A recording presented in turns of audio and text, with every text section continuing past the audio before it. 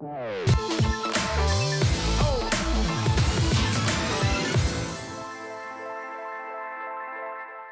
talk about the two big boys, which again must be strange for you, being Liverpool and Man City, who've almost dominated the league for the last 5 years between them, right? Getting points that just almost don't make sense, 95, 96, 97.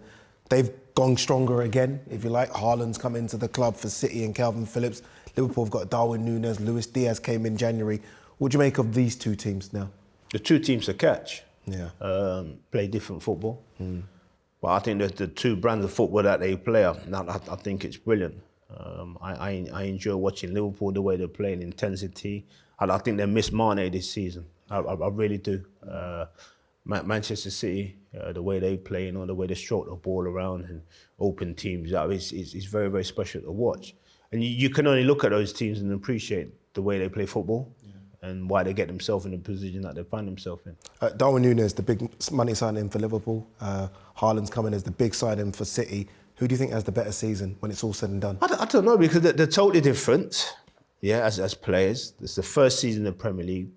They're not sure what they're going to expect. All right, okay, let me rephrase it. Who needs to have a better season? Like, they both need to have a better season. Yeah? It's one of those ones because it's been a lot of money on our Nunez. Mane's gone, so straight away. You've got to replace what Mane left. Yeah, and I like I said, I genuinely do believe Liverpool will miss Mane. I think he's been absolutely phenomenal. They miss him, what he gives them. So he's got to come and try and replace that. And I think Haaland coming in, he's not coming to replace anybody. Yeah, that gap was already there, really. Exactly. Yeah. I think that's what Manchester City have been missing. But because Manchester City have played for so long without a centre forward, that could throw them out of kilter a little bit because they've never had a centre forward. So that for me personally, that's the interesting thing about both things.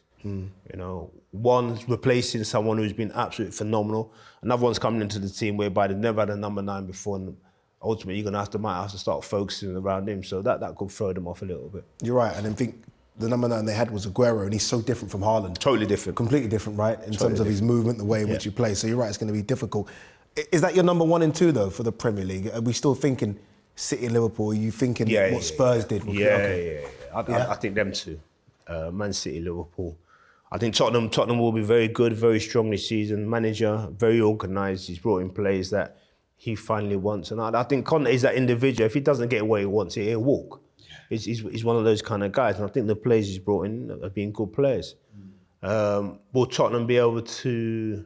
It's a long gap. You think last season, I think it was 20 points between them. That's a gap to bridge. It's a huge gap. It's a big gap, yeah. Would we have to mount a challenge to test those two? I don't think so.